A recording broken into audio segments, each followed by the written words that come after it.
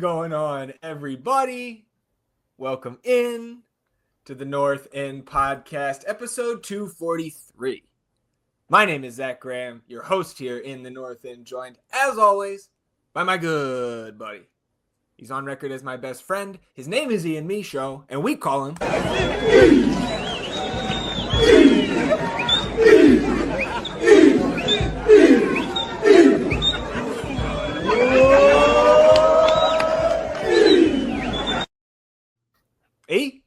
Sitting here on a Sunday, victorious Austin, Texas, coming off the best offensive output of the year, and it's not really that close. I know, man, we did not get to watch this one together because All-Star Week caught up with you a little bit, I think. How you feeling, my friend? Not the best, that's for sure. Thinking about how much I missed those shorts from that video now, man. I lost those shorts. I left them. You did? Yeah, I left them up in a Airbnb in Waco. Tried to get them to like mail them back to me. Yeah. But they didn't want to do that. So I was like, all right. That's They're fair. good shorts. I mean, yeah. you know, like, yeah. I really missed those shorts. I forgot about that for a minute. Yeah, I'm under the weather for sure.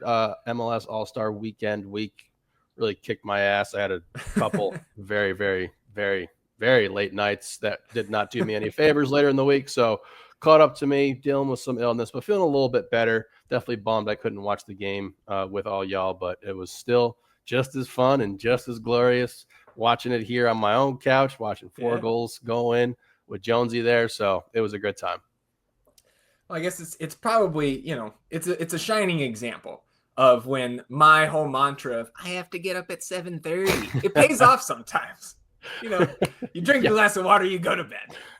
Yeah, shit. Well, we're going to have some fun today here, my friends. 4-2 victory for Austin FC out in the nation's capital on Saturday night. Second team also dusted the Dynamo's second team at Palmer Field on Friday night. We've got some nonsense at the end of the episode as well, so you can strap in here. Before we get into the rest of episode 243 of the North End Podcast, just want to remind you all listening or watching on the YouTube channel that the best way to support the show, or rather, you can support us financially by just downloading the audio versions of our episodes wherever you get your podcasts. So Apple, Spotify, wherever you get those pods, you toggle on auto downloads. That will support the show going forward without having to think about it again. You can go the extra mile for us, rate and review the show wherever you get your podcasts. And if you are watching on the YouTube channel, subscribing to the channel. The next subscriber, I think, is number 500 here, unless I missed one between, over the last 48 hours. So subscribing to the channel, it does help us grow the show. And you can hit the notification bell to know when a live stream pops up. It is the transfer window right now, or a new episode goes live. And of course, you're on episode 243. Hit the thumbs up, like the video, help us battle the YouTube algorithm overlords, atone for your sins, wash yourselves clean in the waters of the North End. So coming off a busy midweek, right out of the All-Star break, All-Star festivities into the transfer window. We had our live stream for Mateo Djordjevic on Thursday. We had our regularly scheduled episode. And then not much happened over the next 48 hours for the team. Of course, we now have pretty much the entire sicko part of the fan base, it seems like now, after the last Open Cup match, now looking at playing videos, trying to figure out who's on these trips. So we get to the lineup on Saturday night. Injury report, I guess, notable. Svatok not on there, so that was good news, right? Coming off being in the concussion protocol. No Nicky Bolocco in those playing pictures and videos, and no Nicky Bolocco in the team here. So we actually did, I believe, ran out the exact same 20 with the exact same starting 11 from that Galaxy victory 10 days ago. And that makes sense to me. I think we can talk about Bolocco, but I think in terms of the starters, we said there wasn't many changes that we really desired to see or really wanted to see. And I think it's fair that Coach ran out the same 11, rewarded those guys for the performance they had out in Carson.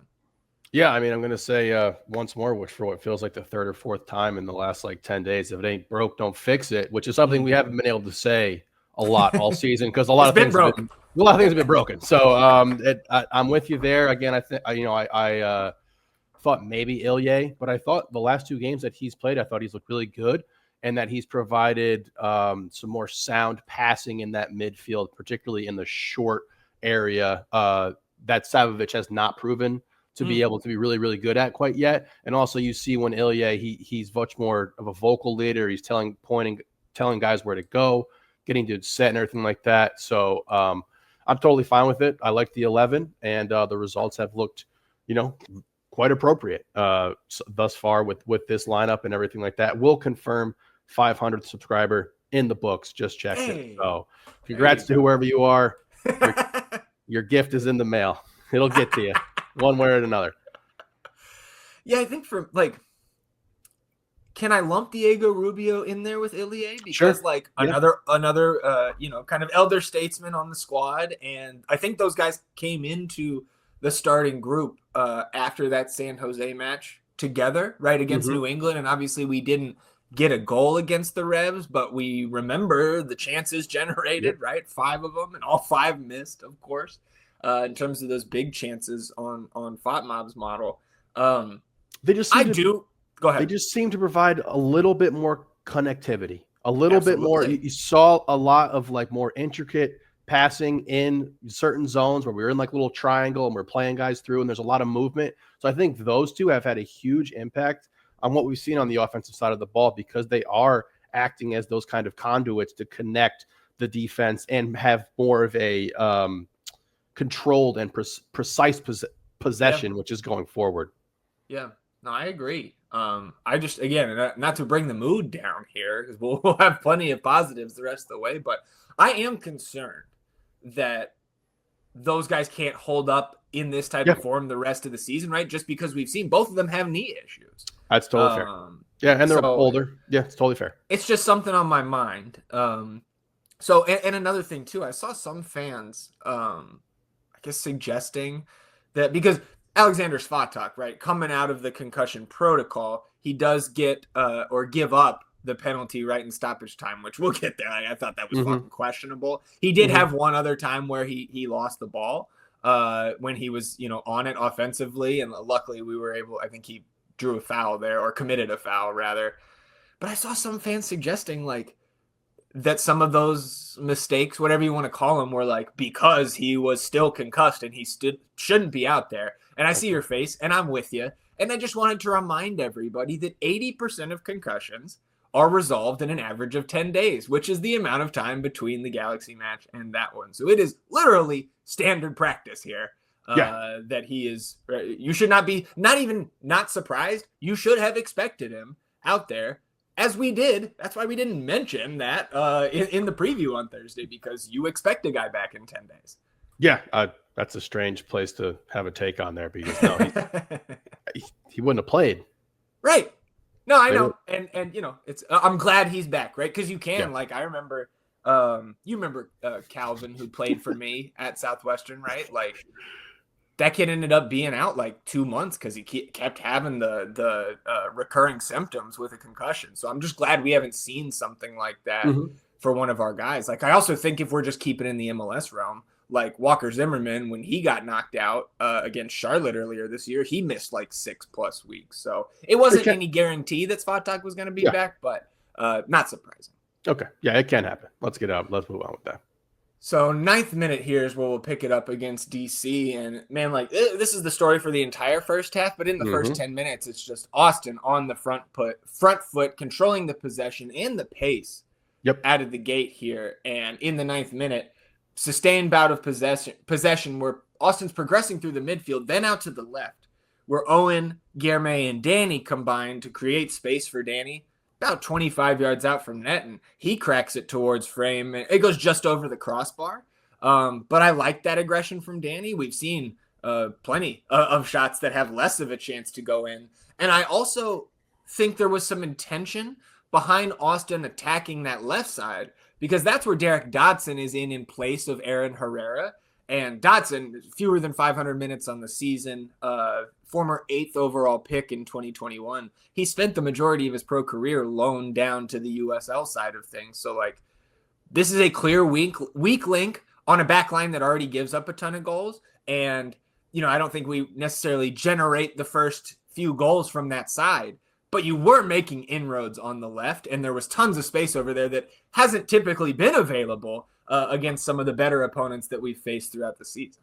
Yeah, I mean, I'll start with the pep shot. I loved it. It was a great look, and really had that was a dangerous shot. Like, it definitely had some pace to it and was a bit of a knuckler that could have caused the keeper there some trouble. But you saw that left side come alive last night, and in particular, when we've moved Mirtu to the striker position. Like, we have seen that left side of the field really come alive, and not to overlook the right side of the pitch with Buka and Dest over there, which I know we'll get into because they have some fantastic 1-2 plays all night long on that side. But Austin dominating on every single facet of the game here. DC pinned back for the first, I don't even know, 30 minutes of this game. It did not look like they wanted to come out of their shape or shell even after we scored on them.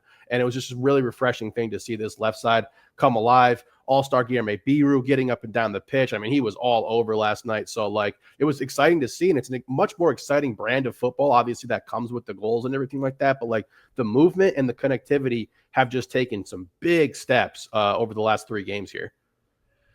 It's going to be a conversation starter, man. If you continue down this road, right, with the way the team's looking at now, maybe we can talk about it a little later. 5 minutes past that here in the 14th. Austin again probing on that left side. This time, Diego Rubio drifts over to join that same trio that opened up the space for Danny. And, like, this is a similar type of play where Diego receives a pass from Wolf, and he turns and fires a shot from basically that same spot. This one goes just wide of the near post. But this is also something that we haven't seen a ton out of Austin, is opening up and shooting in the early moments of a game from 20-plus yards out. And if you, again, neither of these chances were on target, but you're certainly making Barraza stay on his toes because he gets down to his right on this Diego shot. He has to elevate to make sure that Danny shot is going over the net. And just, calling the goalkeeper into action, or again, at least keeping his attention, is something that you don't always see from our team. So even knowing that the opponent is a lesser one, it was a good start. It was a promising start. And very soon after, you start to feel like, all right, man, like, we got to convert one of these soon enough, or else you're going to start thinking, well, I've seen this game script before too, where we can't score and we should have, and then we give one up. But luckily, a couple minutes after this, you convert. I mean, I'm totally fine with both of these shots. If you're open, shoot it. And you get another one in the second half with Guilherme as well. That might have been the first half. Later in this game, you get a Guilherme shot from basically the same spot as well as these other two that took place. So, like, I'm totally good with it. As I said before, we saw DC very, very conservative, trying to be very defensive in this matchup.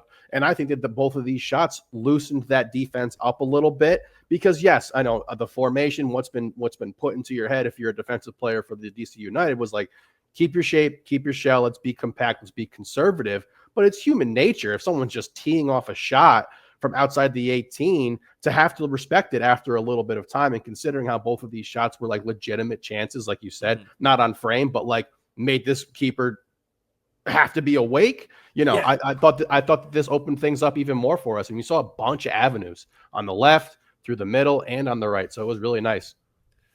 Yeah, I mean, just like, again, going back to the keeper having to be on his toes, like multiple times at the queue this year, right? Typically, the home team is coming towards us in the north end, so we get that opposing goalkeeper first. Yeah. And, like, I really don't like it when the opposing goalkeeper has time to pay attention to the Pirates, right? Because it means he doesn't have to pay attention to our attack. Yeah. So, again, here in the 22nd minute, it all comes to fruition because the way that DC United is allowing Austin to play so comfortably out of the back, and to your point, like, even after we score on them first, like, they're still just so passive. And it's maybe the easiest. Like, I was trying to think back. Have we seen a team sit deeper or allow us to be this comfortable? I think the only one that comes close and maybe surpasses it, I would have to go watch the film again, but Sporting in the opener. Outside of that, dude, like, because we were pretty comfortable there. Like, you remember how we were like, man, Ilya is really commanding the midfield here because he was sitting in between those two center backs. Like, it was just not a look that we're used to seeing against this version of Austin FC here in 2025. But in this moment, right, working the ball around the back, and Austin has had it for 80 seconds at least here. And, there's been a throw in and things like that, but just to kind of try to further illustrate how much Austin has the ball in the first half hour, it was unusual. And BHI here has the ball. He's allowed to creep forward little by little into the DC defensive half, and he gets about 12 yards over midfield before zinging a pass forward on the money right to Mirtu Azuni's foot, who's in behind on the run. And the timing of this pass combined with the timing of the run and the touch by Mirtu to settle it, it's one on keeper here, and he calmly slots it past Barraza for the lead.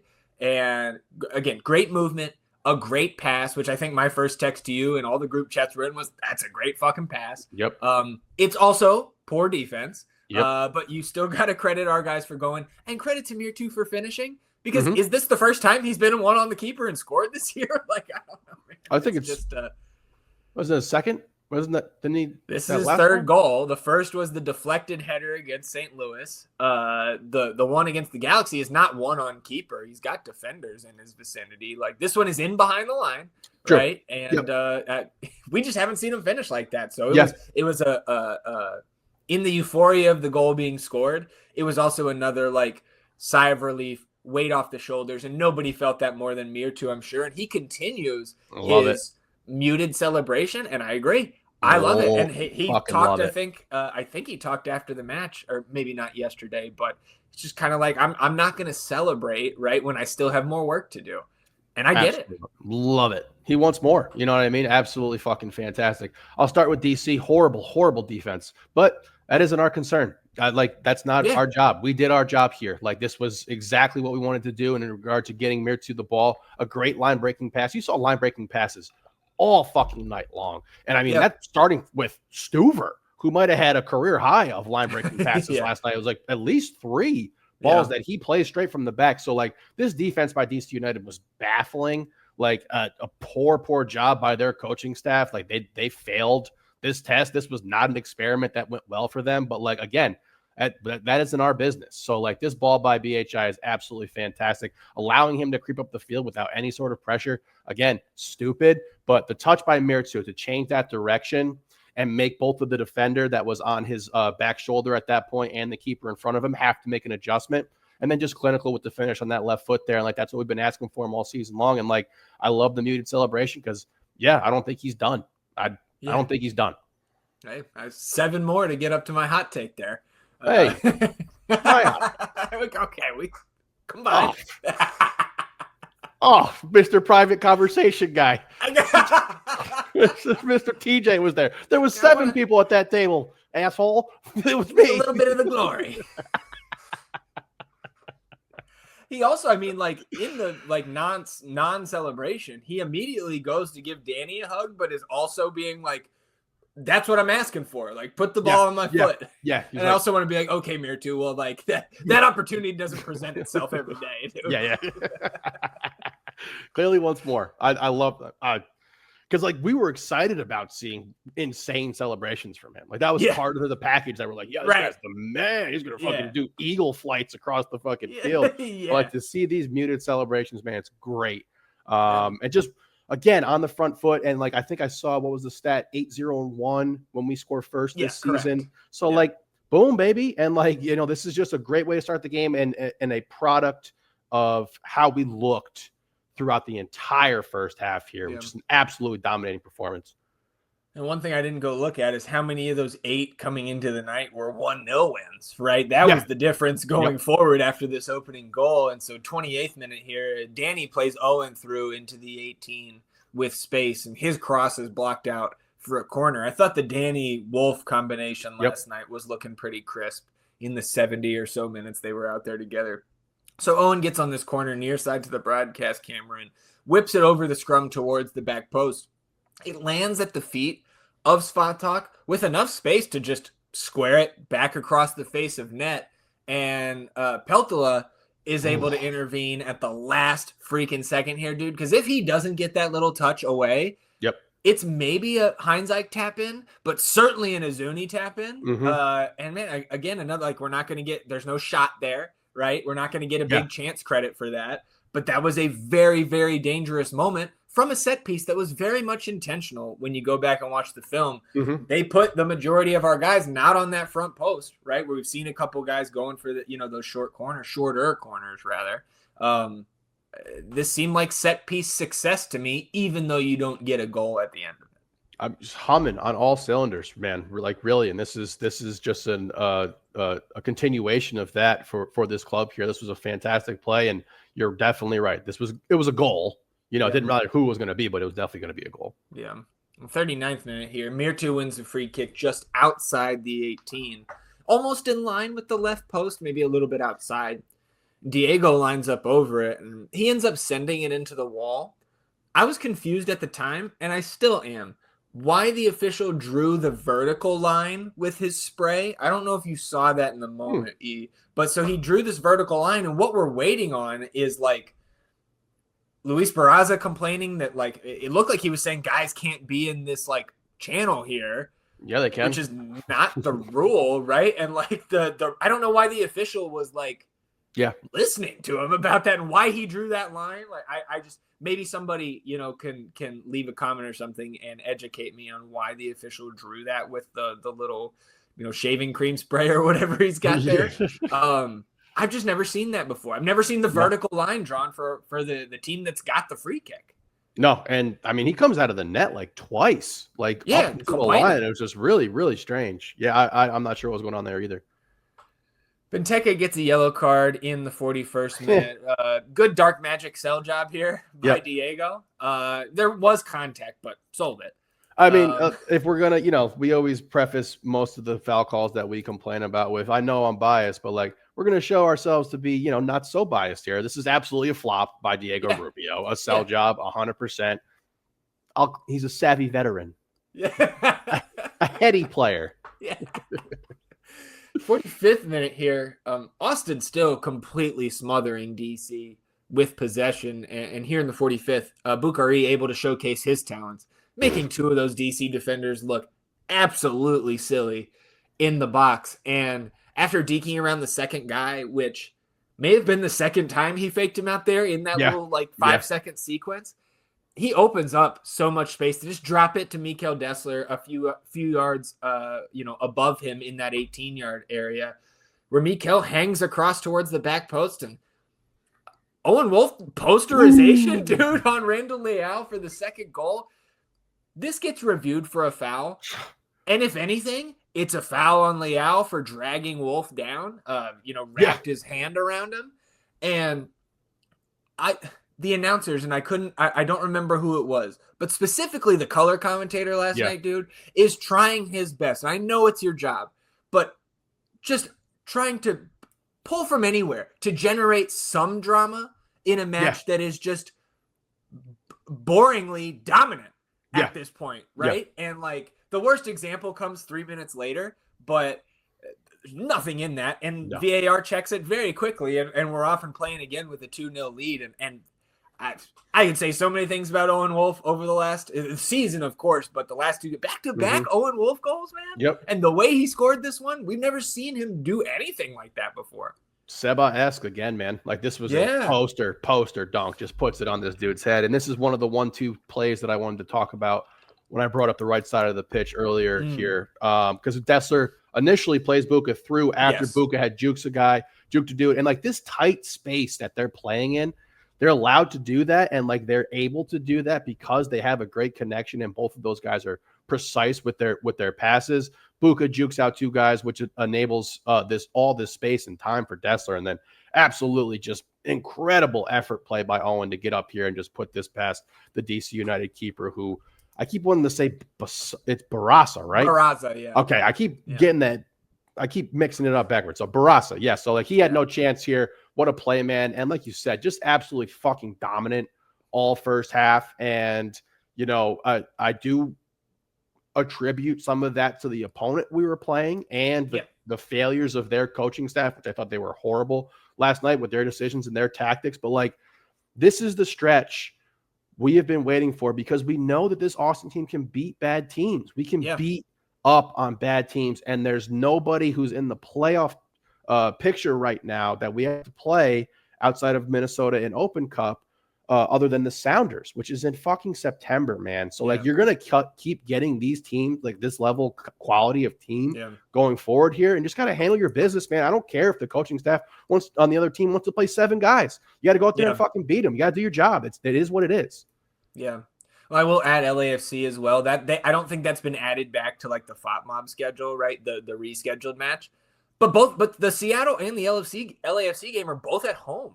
Yeah, So it's like, but we've never beat Seattle at home, but like still rather play them at Q2 if we have to play some of these top teams left, and those are the only two.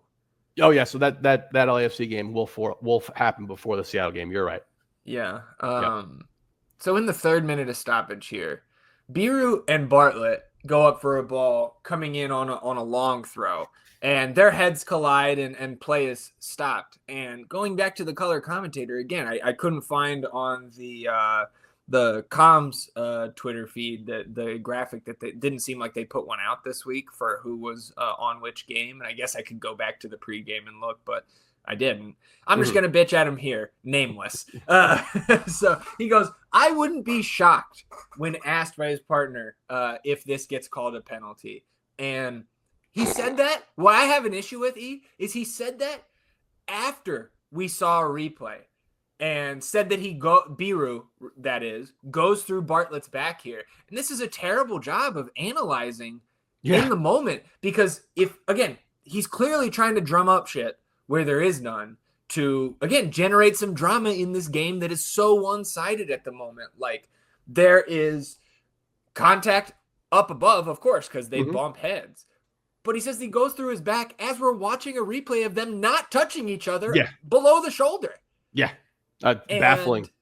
Yeah, and to keep harping on that while these guys are down, you have nothing else to talk about. So I guess, I pity you for having such a tough job there. Like, you can just say, oh, well, we see that angle. There's not much in that. It's fine to say, dude. Yeah, of course, dude. Of course. It's a bang play, in real time and live action. It could look a little different, but once you saw the replay, the Bartlett dude's, he's flicking his head backwards. Yes. Ramos was going up for the ball and he hits his head, and this wasn't nearly. If this would have been a PK, then we would have to go back to the game where Svatok gets blasted through and ban that dude for life. If this would have been a fucking PK, they did not. They did fuck up though and not give DC the ball back. So what they were saying on, again, I don't know if we can believe what these guys are saying, but the announcing team did say that, like, if the ball is whistled dead in a situation like that, like for a head injury in the opponent's box, that the opponent gets the ball on the drop, which doesn't seem right to me. Or at the very least, it should have been us booting it back to DC, and I don't think we did. But while we're in our bitch session here to close out the first half, I will also whine and complain about the head official not blowing this half dead earlier. I get that we had the concussion stop or the checks, right, for Bartlett and Biru, but there's like at least 60 seconds of both teams standing and watching each other, like a minute and a half or 2 minutes over the given time. And like, to me, clearly it was DC saying, take it to the half, man. We're done with this 45. And he wouldn't. And we just kept kicking around the back doing jack shit for another 60 seconds. I couldn't believe, just like, man, read the room, sir. Yeah, no, I'm sitting on my couch going, okay, well, if they don't want to come up, just literally stand on the ball. Like, it's over. Pass it back to Stuver. I don't know what we're doing here. Whatever. Coming out of the half here, you get Boris Eno in for Brandon Cervania on the DC side of things, and it looks like the teams have switched jerseys. I know, it's just ridiculous. Yeah, because it was about 2 minutes and 15 seconds here, all of it with Austin pushed back into their own half. Yeah, for the home team to break through. Pirani able to drag Dessler inside at the top of the 18, and then also draw a double team from Ilie, and Joao Peglo overlaps Pirani at the top of the box, and Pirani slips him through all alone and behind, and Svatok tries to sprint to close him down, but as he has to sell out for that, Peglo just throws a little fake, lets him fly by, and then slots it home inside that far post. I think Dessler was pulled in a little bit far here, but I think the blame for me, I saw people debating whether it was Dessler or Svatok here. I think it's Osman, because as the play progresses, Osman, you see him kind of realize, oh shit, I should be getting back.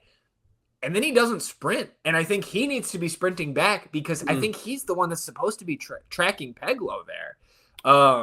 And so like that was just my take watching that replay, because there's too many bodies for Dessler not to follow the ball there. He doesn't have help. I think it should be from Buka.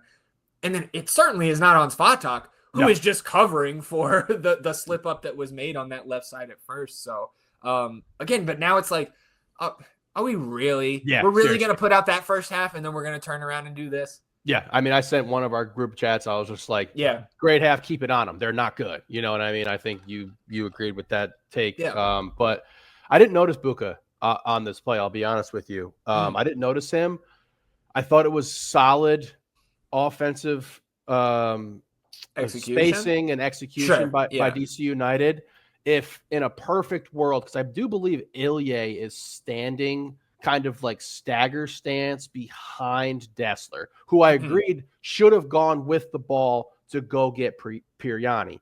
But once he stalled for a second, I was like, get off the ball, like move, like go back to your spot. But rotate. That should have been Buka or Ilya. I think it was Ilya that was in there, who could have gone back and taken Peglo there. But just it would have been a very, very tough rotation to get back there in time. So a good goal by them. I'll give them credit there, but same thing for me. I was just like, Jesus Christ, are we really going to do this? And I think I texted you and was just like, okay, so we're going to have one of those absolutely batshit insane MLS games that we should have walked out of here without having to worry about this at all.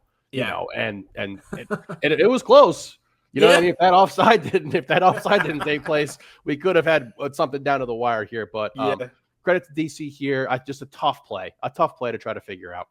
Yeah, and I think I agree with you that there does need to be some credit given to DC because they did execute in the moment that we presented to them. Yes, with the defensive lapse. It just happened to be the only moment. You know what I mean? It was their chance, and they executed. Yeah, I saw Phil. I think in the press conference was saying like it feels like we have one of those every game. I think he's right. Every team does.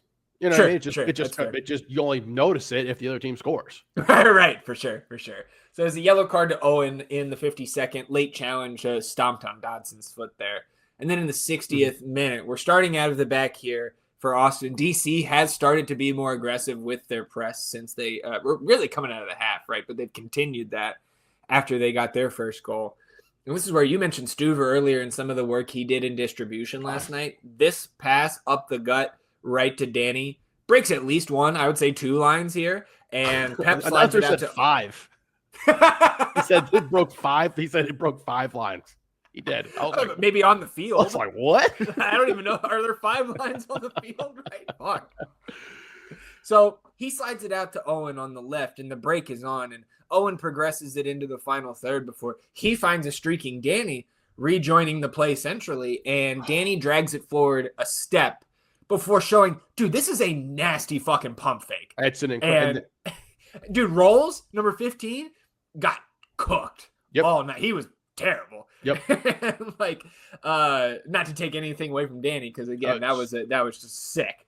And he just rolls it into the path of an open Osman Bukhari on the right, who finally 5-holes a keeper to reinstate the 2-goal lead. And another muted celebration here for our healthy DP.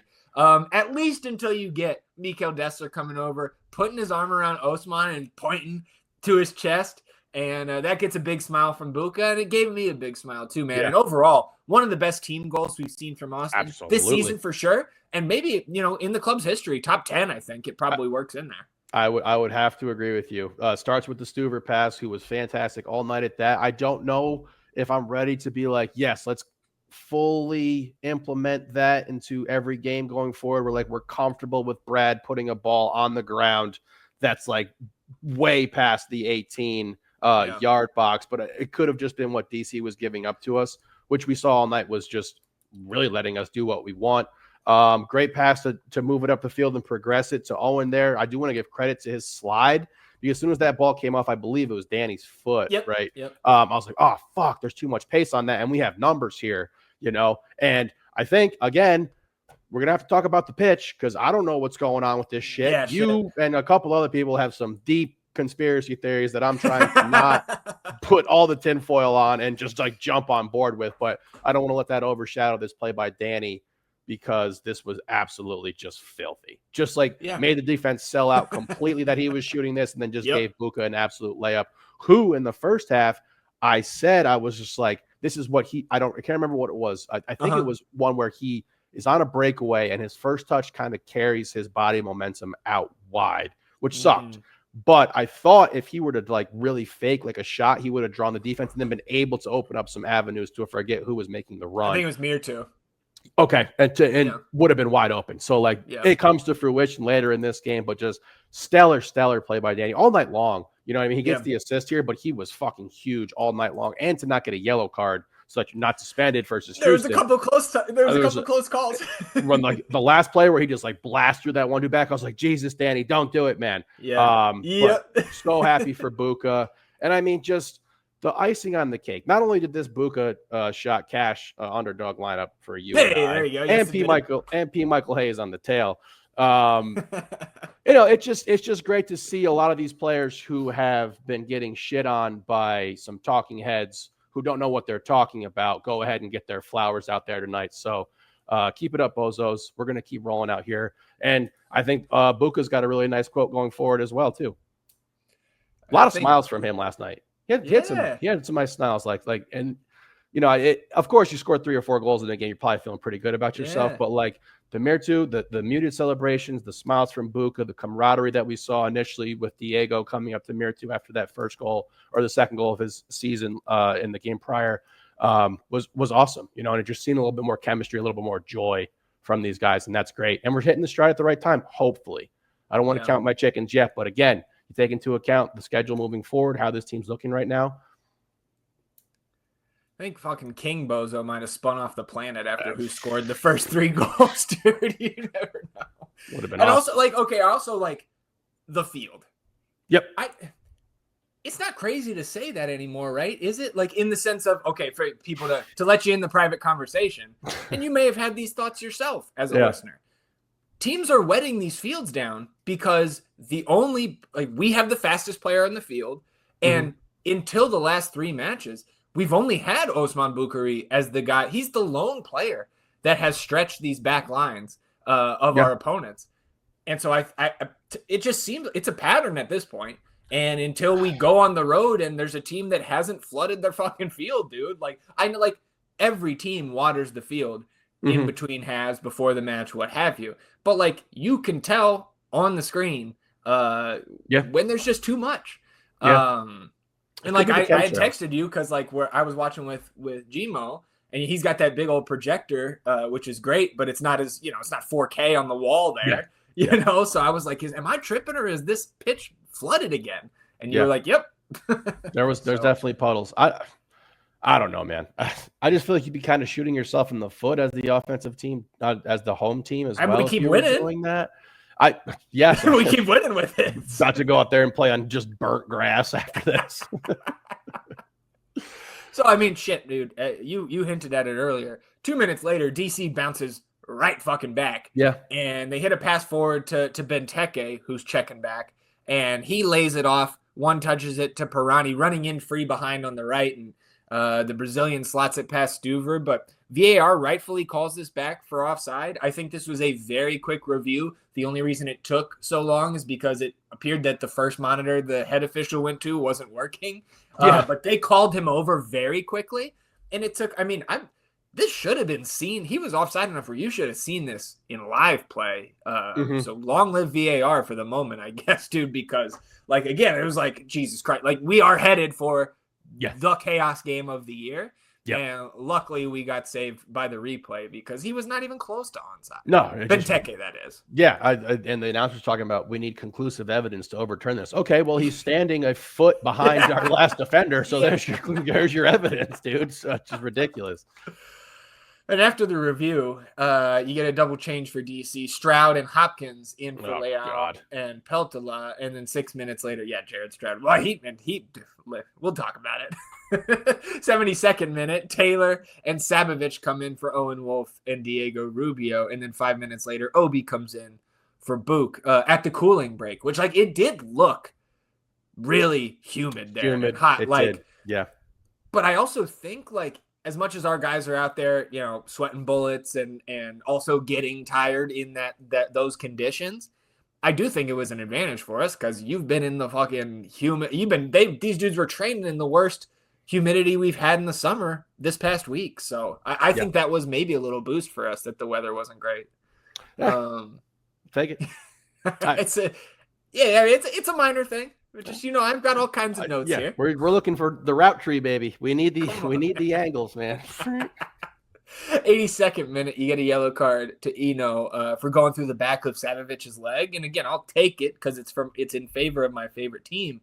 But I get so annoyed by these fouls, dude, where you just like stick a leg in there, and just because the guy stuck a leg out, like Sabo wasn't even making a play on the ball. He's just trying to get contact. I initially was like, oh shit, that's a yellow on Sabo. When I saw it in the first half, I was like, oh god. Dangerous. I was like, damn, they called a yellow on him for that. What a nice little, just like weird run of ball control he had there. Just like a really tight space. Like he juked like 4 dudes and just kind of kept control of this ball. But I would have been pissed if I was a DC United fan here and you get a yellow card on this call here, because I thought it was a foul on Savovic, to be honest with you. Well, I do think that Sabo deserves some praise last night because he was very dangerous going forward, connecting to teammates. You mentioned some of that ball control and putting pressure on defensively too. Cut out a couple of DC progressive passes that I thought were important. So, and 2 more changes. Go ahead.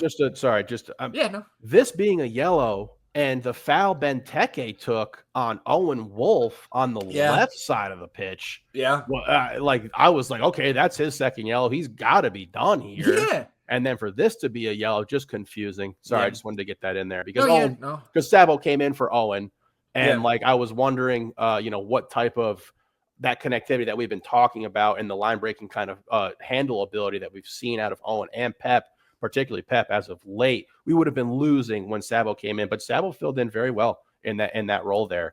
And if Ilya can keep this going, man, we might have to revert back to him being the full-time starter because Sabo for sure at least gives you a bit more versatility and athleticism than Ilya does. But when you pair Ilya with Pep, Rubio, and Owen, you have a guy who's much more of an anchor, much more defensive-minded player and a leader. So, this is something to monitor going forward. But I definitely hope Ilya can keep up this level of play because that's what we thought the guy was going to be coming in here, and we just thought his age was catching up to him, which happens to everyone. And the knee, right? I mean, the knee was so heavily taped for about a month, like April-ish, right? Yeah. And then he wasn't great throughout May, and certainly in June he was getting a lot less time, and so it seems like that combined with the more spread out schedule through June and July, right, has maybe helped him regain some of that form, some of that energy, right? 89th or 87th rather, double change for DC. Kajima and Antley come in for Peglo and Schnegg. Double change for Austin in the 89th. Gallagher and Dubrsarski in for Dessler and Ilya. And in the 90th minute, we've got 10 minutes of stoppage time here. In the 90th, Savovic cuts out a DC pass near midfield and immediately springs Hader Obrian down the right side. He's got Mirtu to his left. I thought Obi, as he's progressing this ball, I'm screaming, pass it. And then back post as we get towards the 18. Yeah, no, I know. And so he keeps it instead. And as he gets to...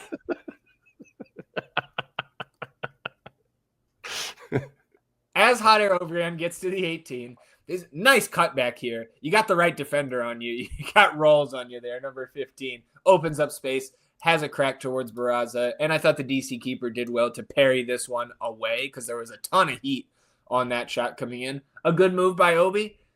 I've already made it known. I thought you could have passed it to the DP there, but again, he opened up space for a shot. You probably should have scored. Yeah, no, he should have scored if he had a better shot attempt on this, but yeah, there was a better play available for sure. Let's get him in the starting lineup though. Oh man, second. Let's make sure he's in the lineup because we got a guy out there wasting space. Worst winger in Austin history. Check his numbers and price. Wow. Second minute of stoppage time. Oh my God, this idiot. DC pass to the foot of Benteke here. Gets cut out by BHI.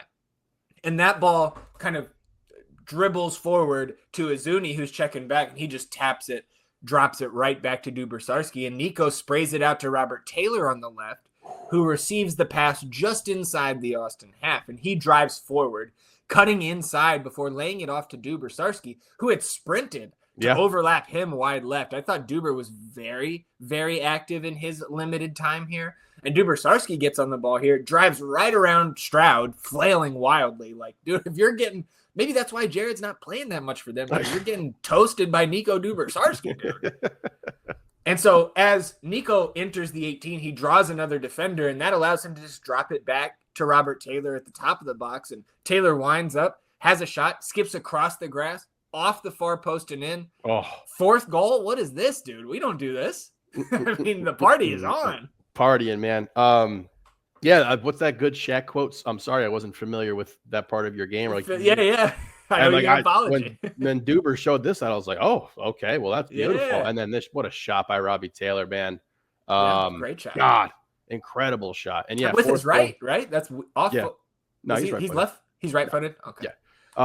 What a shot, dude. And just putting the cherry on this. And like I said, I was definitely worried about some fuckery that happens because some fuckery does happen in the sixth or seventh minute of stoppage when Benteke there. So really just putting a cap on an absolutely dominating performance by Austin here. And what a game, what a job well done. Yeah, and in the 5th minute of stoppage here, you get Hopkins, who gets a shot off from the edge of the box that Stuver gets both hands on and cradles it. Whoa. And then very uncharacteristically spills. Stuver is so good, both teams stop. Yep. And some of that you'll do instinctually when any keeper gets their hands on it like that, but especially Bradley Scott.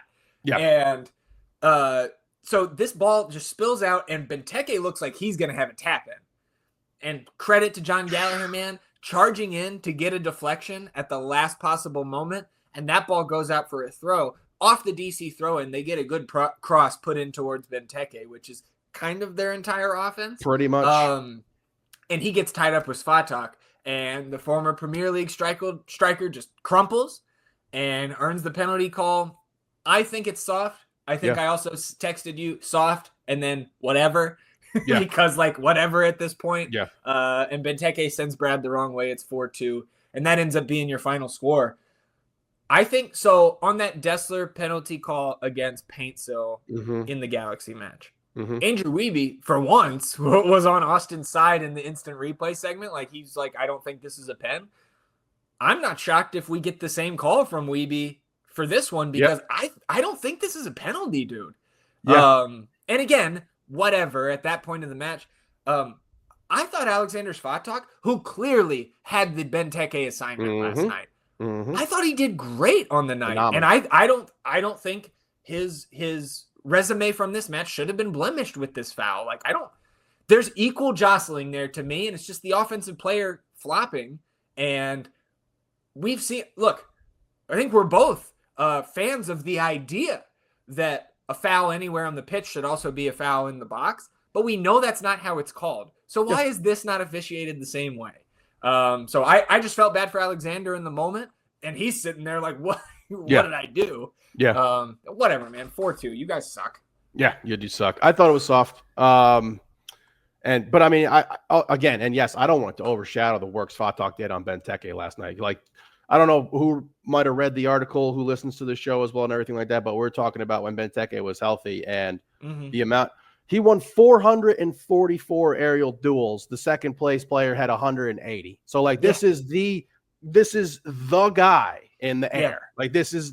There's him, and then there's the rest of the entire league, and it ain't even fucking particularly close. So the physicality that Svatok displayed with Benteke, who in his own right is a physical specimen, a legitimate 6'4", tall, lean, kind of strong player and everything like that, who routinely bullies center backs on opposing teams for these balls in the air. The Owen Wolf goal earlier in the game was a Benteke-esque kind of goal. Rising up, playing through the physicality, and just putting it past the keeper. So Svatok on him all night long was absolutely wonderful thing to see. It's just, I think he got a little too far. I think the jersey pull came out a little too far. I just think there was enough to see it. And I think that when he went to the ground, Benteke, that is, the referee could kind of justify it. with the amount of jersey pulling that was going on. But like, it was happening with both of those guys. Like you said, a ton of jostling there. But again, whatever, take that L, fall to the bottom of the table, and your record will stand. We will not fucking be the least goals scored in the season, DC United. You will keep that record. Indeed. And we just have a couple more to go until we get over the 34 game season low mark. That's right. It's going to happen now, which is happening. And I think on a per game basis, we're now not the lowest scoring team in the league on a per game basis. There we go, baby. We might be 29th, we're not 30th. Correct. 54% possession on the night for Austin FC, 15 shots to 14 in favor of Austin. So this one, again, like when you look at some of these underlying metrics at the end of this one, obviously shots and shots on target, not underlying metrics, but a little bit closer in the stats than you may have expected just watching the thing. 6 shots on target for each one of these teams.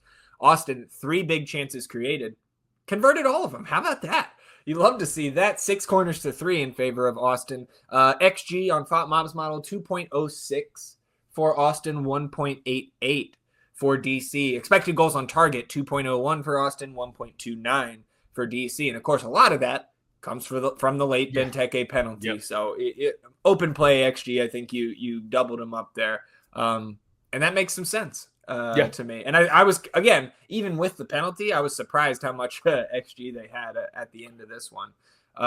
I was as well. And I think probably that one Benteke header that's not very threatening at all probably boosted it up, but Bradley dealt with that super, super easy. Can you scroll up and get to the momentum chart, which is something that just was like awesome to see there. Like you see right out of that, the first half, which was just that, like, was a lot of positive, a lot of things to be happy about. That was inexcusable to open up. Yeah, that was absolutely inexcusable. This game, it was by no means over. But like to come out of the half like that and look just absolutely lost after dominating this team was very confusing and inexcusable, but just a fantastic showing for Austin here, really starting to roll now. And, 3 big chances. We're over 3 in each of our last 3 games, correct? I believe.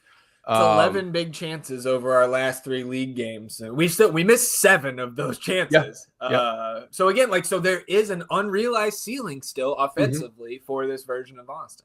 Yep. And it's the left side of the pitch. And I know what you were talking about earlier when you said we might have to discuss things if this keeps looking the way it looks right now. And the same exact thought crossed my mind. You know what I mean? And I think it's probably a little too early to do that.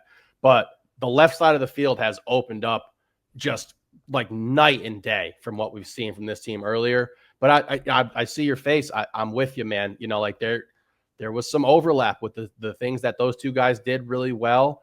And this has kind of been not an addition by subtraction. I want to say it's just allowed us to play more so of how we want to play.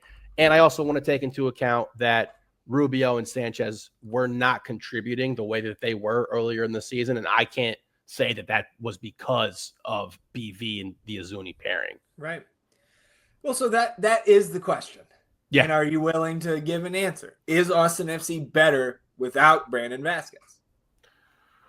No, I don't think so. I really don't. I'm still going to maintain that if you have a player of his caliber, that's always a really, really good thing. And I think that figuring this out is much more of a solution than it is to be like, we need to be moving on from either BV or Azuni there. Like, you know what I mean? And I'll reserve the right to change my opinion on that. But I just think it hasn't been long enough of a time frame, and the quality of opponents that we have seen haven't been the caliber that I would need to see to be super confident in being like, yes, we are definitely better without him. You feel a little differently. Well, I agree with you that it is way too early to make any sort of sweeping final conclusion on this. But I also agree with you that Austin FC, to me, right now is not better without Brandon Vasquez. Mm-hmm. But I'm beginning to be pretty damn confident that they're better with one of them off the field, which is not a good problem to have. No, it's not a good thing to be like, okay, here's your 45. Now here's your 45. That's And we not can't how do we that. want to play. No, that's not how we want to play. Both of those guys would hate that. They wouldn't have rhythm. We wouldn't have the continuity that we've seen. But yeah, it's a question that has popped up in my head now, and something I never thought I would actually consider. Because as much as there are some fans, and I would throw myself in there right now, that are, again, both of us, right? We're sitting here talking about it, wondering, are we better without BV? Think back to the games that Mirtu missed earlier this season. For the longest time, the only double-digit goal game was that San Diego match at home, where Mirtu was out on international break, and everybody was pointing, look, when Mirtu's out, we scored 2 goals. That's the only time we can do it. I think it's just about getting an additional, because those guys don't create chances. No, they don't.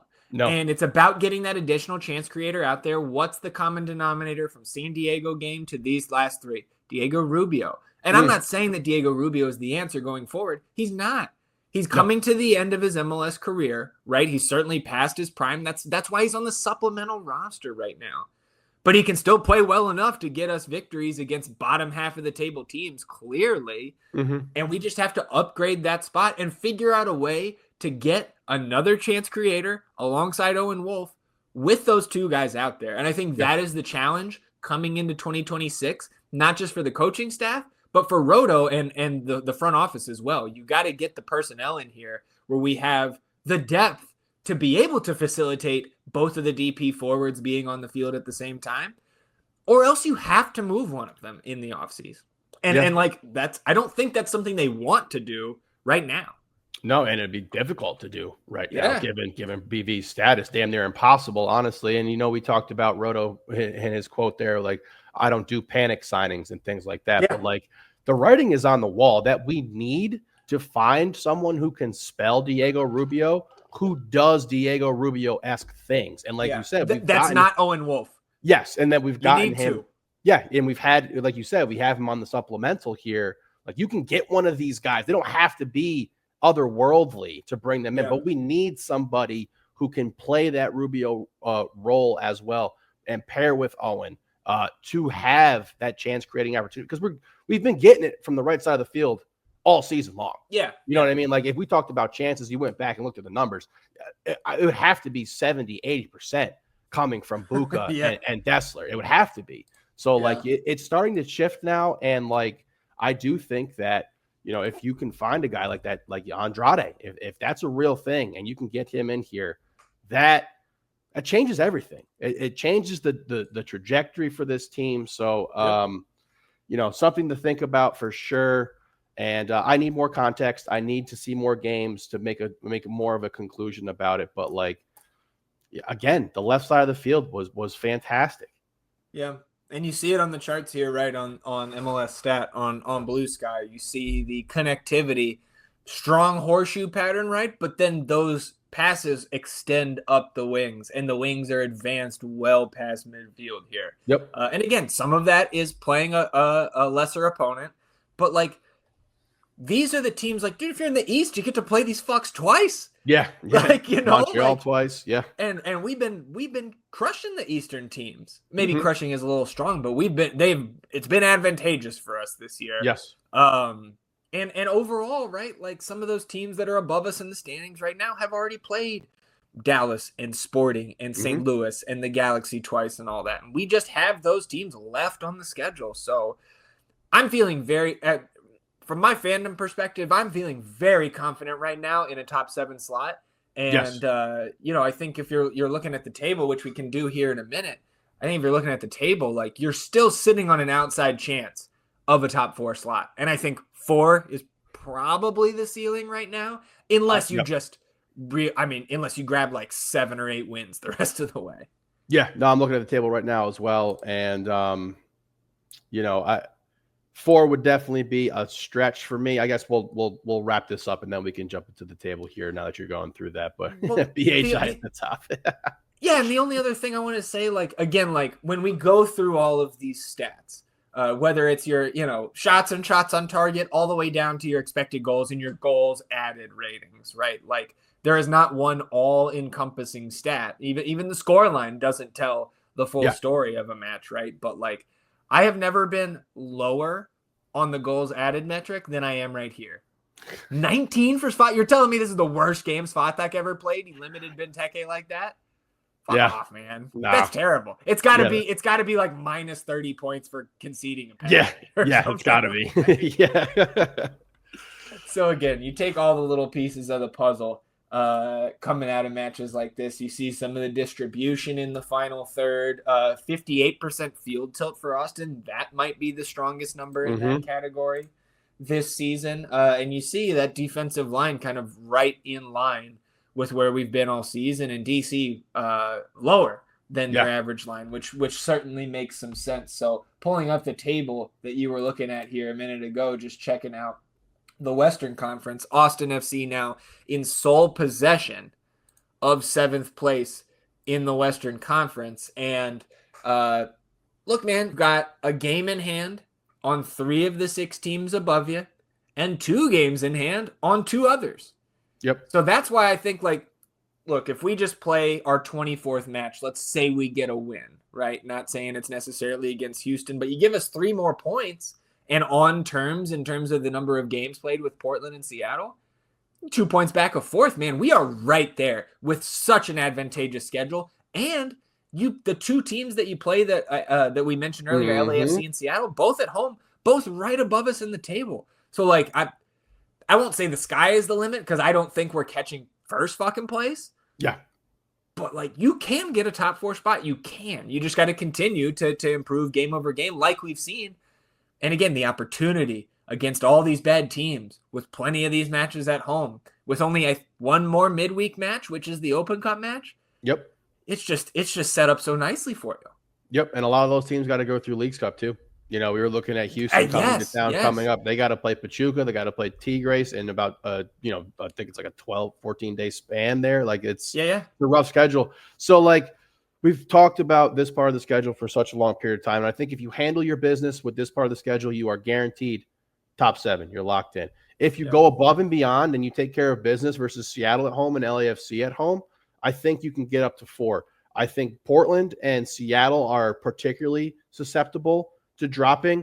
I'm concerned. I'll be honest. I think most likely what's going to happen, I could see us jumping a Portland and Seattle, but I would maintain that LAFC, given who we believe they're going to have coming in here, is going to be that team who gets the 4th slot. And then I think 5 and 6 are going to be up for grabs between Seattle and Portland, who have been after Seattle's been a bit of a enigma team this season where it's like, what are they? We've known that they've been hurt, but like Portland got started out super hot. They have kind of lost a little bit of form. I know they rebounded last night with a dub versus LAFC or their last match. I don't remember exactly when it was, but I think you're going to be right in the thick of this thing to get 5 or 6. Yeah. I mean, again, I don't think there's, again, further context provided. If you get a bunch of injuries and stuff, like, then okay, like maybe you drop, but I don't see a single team below us that I feel like we're not better than. Yes, that's the other thing I want to point out too, is like, I'm not afraid of Colorado, who we have 2 games in hand on. And then I'm definitely not afraid of RSL, who I mentioned, like, plenty of teams got to go through the Leagues Cup. They got to play Club America. They got to play San Luis. They got to play Querétaro. And then they got the unlucky draw a little bit with some of their Eastern Conference opponents. You're going to get the Red Bulls, who I don't think obviously are an upper echelon team, but still a quality Eastern Conference side. Charlotte, very dangerous team. They kind of reloaded a little bit here. But then you got Minnesota, you got Seattle, you got LAFC twice, and then you're going to have to play us on the 27th there. So, like, I'm not worried about those 2 teams behind us. I'm definitely not worried about FC Dallas. Houston, I think, maybe I'm giving a little too much credit because I hate them so much now. Just fucking low, like, just be so upset to see them somehow catch us and pass us. But, like, you should absolutely feel confident that this team is going to be in the top 7, given how it's looked as of late and what remains. And then if you can take care of your business versus Seattle and LAFC, I shouldn't get too far ahead of myself, but like looking forward, man, like it's very advantageous. This is the time to look ahead because we're coming into the Leagues Cup break, right? We don't have to play, so we don't have a game for 2 weeks, and like this is the time to like let the good times roll, man. Right? You're coming off a great stretch of games here. You're still alive in the Open Cup, and for the most part, you're healthy. right? Yes. And like that's just about all we could ask for at this point of the season, especially with some of the tumult in May, right? Or coming out of April and then throughout the entire month of May. And if we're going to talk about games in hand, look below us. We have at least one game in hand on every team below us. So it's feeling real good right now with what is ahead for sure. And just a couple other things coming out of this one. Right, we are in the middle of that 9-game stretch, right? That we kind of coined the make or break stretch of the 2025 season here. 7 points from those first 3 games. So I think the fact that you got the 2 road wins really does paper over the draw against the Revs at home. Because I think coming in from these first 3 games, if you told us we got 7 points, we'd be like, fuck yeah, let's roll. So we wanted 16 points from these 9 games. So you need 9 more from these next 6. And that feels very, very doable. Scored 8 goals over our last 6 MLS matches, 10 in our last 7 across all competitions, which again, that is not eye-popping by itself. But knowing where this team came from, dude, 19% of our MLS goals came yesterday. Yeah. It's the end of July. Yeah. We also now have 5 road wins in the 2025 season, which is more than we had in 2024 when we had just 4. 2023, we had just 3 road wins, and in the expansion season, you had just 2. The team record is 8 road wins, of course, in 2022, and we've got 5 remaining road matches in the league. So I'm definitely not putting in the call that you win 3 of these 5 road matches, because that's just not what we've done over a large sample size. But with those opponents being Montreal, Sporting KC, FC Dallas, RSL, and San Jose, it could be done. Yeah, it's definitely feasible, man. And we still got some work to do in this transfer window as well. So there's a lot of things to feel really, really good about. And like you said, we got this break coming up. I know you brought it up first that you're super glad we're not in Leagues Cup. I am right there with you. I am very, very as much as I like Leagues Cup, which I've maintained ever since it started, that I really enjoy it. And I really enjoy seeing the Mexican clubs and their fans show out, and like just a different atmosphere that those games bring. I'm super glad we're not in that competition, and I hope the teams just beat up on one another, just beat each other to hell. Like, go for it. Yeah, absolutely. And so a couple notes too from the club saying that Austin FC has lost just twice in the last 13 matches across all competitions.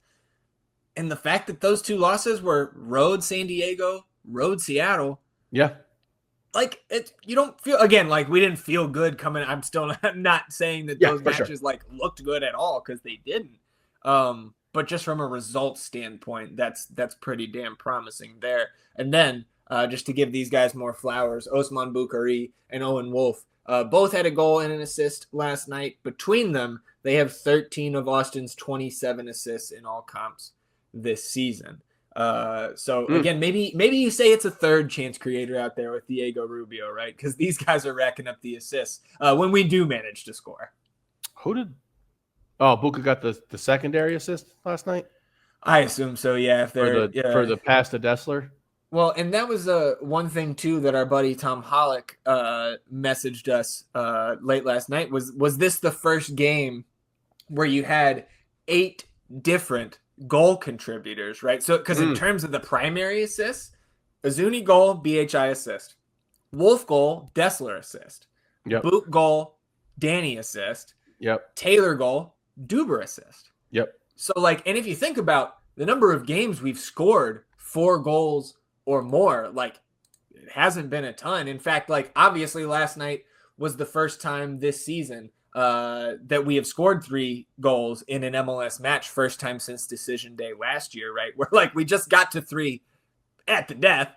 But our first 4-goal game since April 6th of last year, which was Driussi's stoppage time winner against San Jose. And last night was just the 5th time in club history that we've scored 4 or more goals. The back-to-back 5-goal games, LAFC at home, San Jose last year at home, and DC on the road. So the first time on the road that we've scored more than 3 goals in club history. So you love to see that, man. Absolutely. It's an ass whooping too. You know what I mean? Yeah, and you should have whooped their ass. I'm not getting on board with the folks who are chatting. I was maybe that's why it's on my mind. I was watching some highlights before we jumped on here. There's a couple I don't think they're Austin fans, just random MLS fans saying, well, don't give Austin too much praise. DC United sucks. It's like, yeah, we know they suck. We beat the shit out of them. Like, man. It should have been 4-1, dude. Like, it was a 4-1 game. Yeah. And you guys have all been playing DC. Exactly. We got our turn. We took care of business. Yep. So I guess a couple notes here. I did hear on the broadcast that when talking with Coach Estevez, he mentioned that the team will play either an inter-squad scrimmage here on Saturday at Q2 or bring in another MLS team that isn't playing in Leagues Cup for a friendly, which is kind of standard practice, right? When you get these lengthy breaks. We've seen these in the past when we've gotten dumped out of Leagues Cup and had a couple weeks off. So this one, again, keeping that, I love that they're doing that, because all we have, absent the Open Cup, is Saturday matches the rest of the year. And so to keep that cadence for the guys, right, going through the week of training and progression up to a Saturday match, I love to hear that. So maybe we'll get, if that happens against another opponent, maybe we get some leaks out of there, as you tend to do in the team scrimmages, no matter where it is. Yep. And to that point, no game for the first team next weekend. So we will be off this Wednesday. We will take our own bye. We will be back for our regularly scheduled North End episode next Sunday. I believe that is August 3rd. But of course, secondary window is open. So if there's any green smoke, inbound or outbound smoke, right, we'll fire up the live stream here this week. So just your programming note headed into our work week. Anything else for you on this match? No, man, just well done, boys. Just want to shout out the whole team there. It was a team effort. Like you said, 8 goal contributors. What a match. Let's keep this thing rolling. Glad to get the news that we'll have some sort of scrimmage, keep these guys fresh, keep these guys locked in and everything like that. So that's how I'm feeling, man. I'm feeling good. Yeah, man, everybody gets a stick last night. Come on down to Farmer Field where the champions play. Get ready for the game. It's last business day.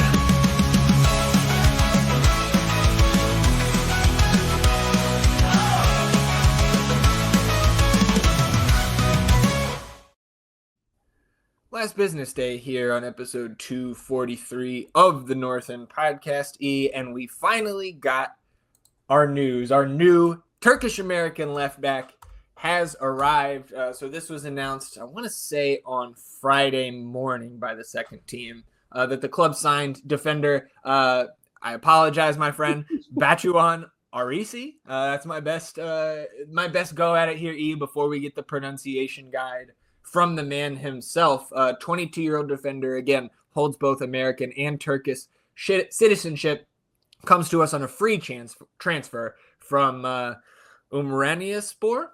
Nice. There you go. Contract through 2026 with a 27 option, so certainly not a long-term deal here for Batuan.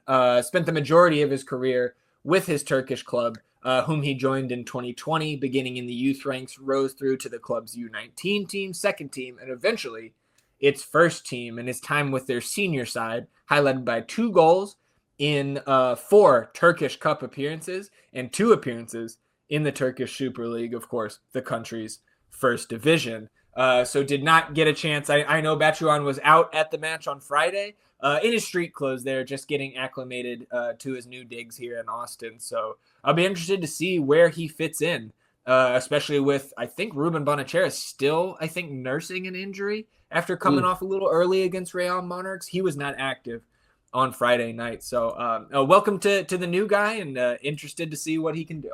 Welcome, brother. All right, so of course we had the Copita Tejas matchup there on Friday at the pitch. In terms of the lineup, I believe the only change was Daniel Chesla in at left back for Ruben. And then on the Houston side, man, like slightly rotated / just didn't have some guys. Exxon Arzu was not active for them. My guy, Steven Anorgiamphi, came off the bench. So that was a little bit of a boost just to start things off. But you can see here on the screen, things went very well for everybody's favorite second team on Friday night. And we'll just start it in the 35th minute, where Diego Abarca is going at his defender one-on-one down that right side. And he gets into the 18-yard box before dipping towards the end line and firing a ball across the face of net that Vlad Danchutu bumps home for his first Austin goal. Again, I mentioned the only change was Chesley in there, so Vlad continuing to start over Peter Grogan. And if Vlad didn't get this one, man, Jimmy was right there to knock it in. So Austin's got the 1-0 lead just outside of the first half hour. Congrats to Vlad on his first goal. Great move by Diego right there to open up space and get the assist. And you're off and running. Yeah, I caught the highlight. A really nice team play here. Fantastic move to get this open and everything. And happy to see Vlad get his first goal here, man, especially versus the Dynamo. Yeah, the Dynados. Yeah, absolutely. And they were talking about it on the broadcast that these guys know that it's ratcheted up when Houston comes to town, when North Texas comes to town. They care about it. Fans care about it. And also something to think about is like any of the homegrowns on the 3 Texas teams, like these kids have played each other for years. Yeah. So like that can just naturally amp things up outside of the rivalry that trickles down from the first team level. 7 minutes later, Austin gets a corner, far side of the broadcast camera on the north end of Parma down there. And Alistue whips it in and gets it towards Tony Gomez. And Gomez goes up, can't make contact. But as it goes over his head, it bops right off of Juan Viveiros and into the Houston net. So own goal luck, reverse. There we go. Yeah, like I said, I think I said take away those own goals and be all right. But getting one for yourself, even better. Yeah, we'll take it. Right after the halftime break in the 47th, you got Jimmy streaking down that left side, speeds around one defender, cuts back on a second to get into the 18-yard box. And before that third defender can come close him down, he curls a shot towards that back post. It goes off the underside of the crossbar, off that far post, and back into the field of play. So we saw that, SportsCenter top 10-esque goal from Jimmy up at Real Monarchs last week. He almost did the same thing from the other side here. Not the same thing, but almost equally as impressive. Yeah. That was a bummer, man. I thought he played really well once again, and he deserved a goal. Didn't quite get one, though. Seems to be hitting his stride again. He's looked really dangerous his last couple of games. Obviously, the standout play where he scored last week was just, an eye-popping kind of thing. But, like, he has been much more consistent. And I think he had some random knock, right, that he kind of picked up. So it's good to see him back at, like, full tilt. Yeah, absolutely. 2 minutes later, though, after that miss, Tomas Romero gets out on a breakaway for Dynados. And we are very lucky that he put this one far of that, or wide rather, of that far post, and lucky to get away unscathed there. That was one of their better chances on the night, though, even though Houston did generate more in this match than they did the last time they came up to Parma. A lot of that was because they were trailing the majority of this match. You did get subs. 51st minute, Jacobaro went off with a knock. Hope he's okay. Adrian Gonzalez comes in for him. Peter Grogan and Micah Burton come in 10 minutes later for Vlad and Diego Abarca. And then the 84th minute, Chuy Moreno comes in for Jules Berry to close things down here. And I did think it was interesting. It looked like Riley Thomas moved to the left center back, and we had Chuy out there at right back. So that's something to watch going forward when Chuy comes in as a sub on that back line. In stoppage time, first minute, Peter Grogan gets a little physical and gets a yellow card here. I thought is maybe a little soft. I know I'm biased, but I did take note at how upset Peter was when the yellow card was shown. And I think some of that was he didn't necessarily think he deserved it. And I'm speculating that, and not quite to the reckless degree here, E, so we won't bother people with the drop today. But I think that, because, right, we saw him get less time after the red card. Mm-hmm. And so I think there's, like, maybe a disciplinary thing that the coaching staff is working with him on. Like, we got to, cut down on the cautions. And so I thought that body language doctor, I thought that maybe was factoring into why he looked so upset to get that yellow that otherwise was, not affecting the match. And then what almost affected things maybe going forward, but did not. In the 6 minute of stoppage, you get yellow cards to both Gonzalez and Torres. Gonzalez with a hard foul there. A little bit of an ensuing scuffle right near the final whistle between these two teams. You can't escape a matchup between Dynados and FCito without one. Yeah. So, nobody comes out the worse for wear. We'll see on Jacobaro, I guess, coming out early. But getting 3 points at home, you love to see it in the Copita Tejas standings, and now Austin FC2 still with a game in hand on Dynados, now 3 points above them, even on that goals or on the wins tiebreaker, and now +1 in the goal differential category. So sitting in 7th place, tied with Whitecaps 2 for 6th, behind on that wins tiebreaker. So long way to go. Team's in good form, man. I'm enjoying watching this team now, where I don't think I could have said that the first couple months of the season, absent the first half of the first game. Yeah, that's totally fair. Definitely hitting your stride a little bit here. This is going to be an up and down kind of end to this next pro season. So many random teams having so few games, so many teams playing a ton of games. So, like, just keep doing your thing, and the rest will take care of itself. Yeah, I'm with you. And so what is next up for the team since we are taking our Wednesday bye? We've got a little bit of a preview here and a very simple one, I think, because this is the third time that we have seen Sporting KC2 this season. And if you were paying attention to that table graphic we had on the on the screen a moment ago, I'm pulling the lever. This is a must-win, dude. Sporting KC2. First of all, this is a noon kickoff next Sunday, August 3rd. So an early one out there at what at least used to be Jayhawk Park, right? AKA the Rusty Swing. But this actually might be in a different spot because this is now saying on FOTMOB at least, Children's Mercy Victory Field, which may be an actual facility for Sporting now because I think Children's Mercy Park is their first team stadium. Either way, worst team in the league, and it's not close, is Sporting 2. They still are winless, through their 16 matches. They have just 11 goals in those 16 games and just 5 points in the league table. One of those points came from a draw at Palmer Field. We don't speak of that anymore. But again, Brian Ariano still leads this team in goal contributions with 3. We know, right, Tashandrit, Gumbale, those are some of the guys, Cam Habibullah, guys who have kind of hurt us in the past, not just this season, but in seasons past. Just names that you have to be watching out for on this early kickoff at noon out there in Kansas. On Sunday, in terms of what we could see, like I'm looking out for Bachuan, right? Is he going to be active after just a week of training here? I would like to see that. I think we've been rolling into some of these games with empty bench spots, so that remains to be seen. If Jaka can go, right, you keep him in this lineup because this team has been playing well, and I think that same 11 makes some sense. Again, Ruben could work his way back in there as well. But I think for the most part, I kind of want to see the same things here. I guess the last thing I would say before I ask you how much Austin FC2 is winning this game by, they better be winning if we're making the playoffs here this year. Does CJ go on the trip with them and get some actual game time?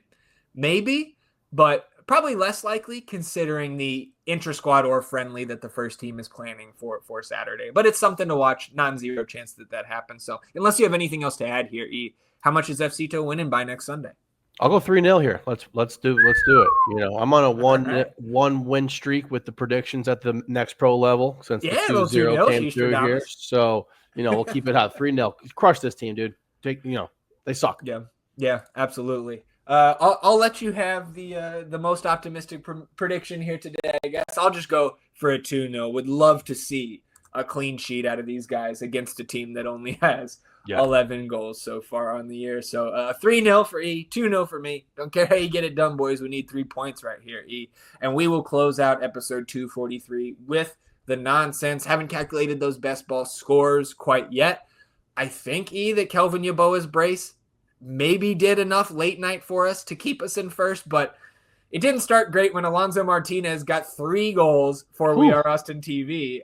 So we'll see how that shakes out, man. We may have a shakeup in the table here going into the League's Cup break. But where things were not shaken up, where we continued steadily improving, profiting in the bets here this week, it was unfortunate on the underdog side of things that the Galaxy and the Dynamo match got postponed because you pretty much feel good betting against the Galaxy to give up 2 or more goals this season. But Marco Pasalic comes through. Osman Bukhari comes through on the official entry. A number of the other secondary plays came through as well. So you add 2.02 units on underdog here this week, which brings you, I believe, to 22 units exactly to the good on underdog this season. And then at the books, we broke even, I think, on our money line picks. Nashville, Cincy, and Seattle don't come through, but Austin and Minnesota at plus money. You just break even there. And then you're really carried in the goal scoring picks this week by a trio of plus 450 from Pedro de la Vega. Thank you very much. And plus 225 from Wanmir Tuizuni, plus 340 from Osman Bukhari at the end of match day 26E, plus 3.45 units at the books, which means plus 52.35 units at the books. I mean, we're what, 74.35 units on the season? Like, show me a better MLS betting record from anybody this year, dude. I was going to say it. I would love to see it. I'd love to see it because it was sizzling. Yeah, don't touch me. Don't touch me. Fucking sizzling. Well, look, as it typically happens, right? Sitting up here on my high horse, I'm sure we'll come back after the break and just tank a week or two. But I think we're probably gonna sit out the League's Cup bets here, just enjoy it from afar. So we'll be back with the picks headed into match day 27, weekend after next. So I think that wraps up episode 243 here. Just one more reminder to everybody: we will take a bye on Wednesday, so we will be back for a regularly scheduled episode next Sunday. And of course, we will fire up the live stream if any big news breaks. Anything else for you, my friend, before we shut it down? Yeah, I got to do some housekeeping from forgetting stuff from MLS All-Star Weekend. Right. Shout out Capricia. Thank you so much KP. For your kind words that helped me get up on stage there at the big ball draft. There you go. I didn't want you to think that I forgot about that. Thank you so much for being really nice to me and kind to me. That was special. I appreciate it. No, that's a good reminder, just because that was my first time getting to meet Capricia as well during the All-Star week. And obviously we've communicated before. So I second that. Boom. So appreciate everybody tuning in, sticking with us here on a lengthy episode 243 of the North End Podcast. We are back next Sunday, recapping the week that was in the Austin FC universe, recapping any notes we get out of a friendly or a scrimmage on Saturday, the second team's matchup against Sporting KC2, little best ball update, and everything else that happens in the Austin FC universe between now and then. Enjoy your week, everybody. We will do the same, and we'll see you back here next Sunday for another episode of the North End. Until then, he's E, and I'm Zach. Vamos Austin FC, everybody. Victory song.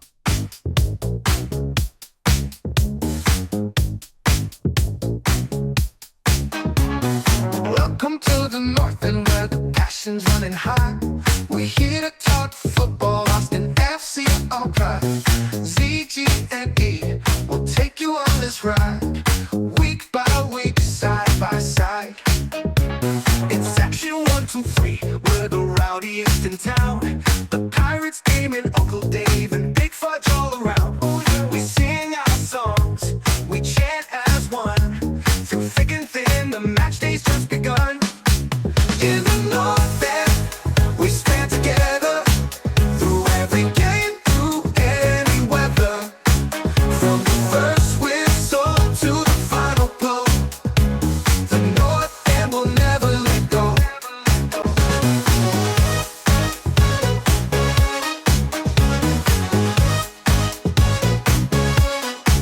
Under the lights of Q2, our home, our sacred ground. In green and black, we fight, our voices loud and proud. Trio sees magic, Bukhari speed, Stuva saving grace. With every goal we score, the lights turn verde, it's our place. So knows the mastermind, building our dream, and moves everything around me as he strengthens our team. Let